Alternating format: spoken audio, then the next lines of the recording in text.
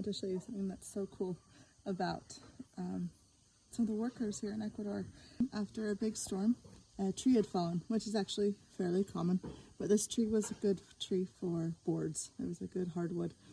And so I could hear some of the workers over there with their chainsaws, and you know, coming from Utah, I thought they'd be carrying out firewood, you know, chunks of logs, but out of the jungle they come walking with boards, like 12-foot long, 1-inch thick, perfectly cut boards that they cut with their chainsaw. And it happened again this week. So I'm going to show you these boards. This is the boards they got. They're here to dry out and get ready for our next project, but look at that. They're perfectly cut. All just by eye with a chainsaw, freehand. It's amazing.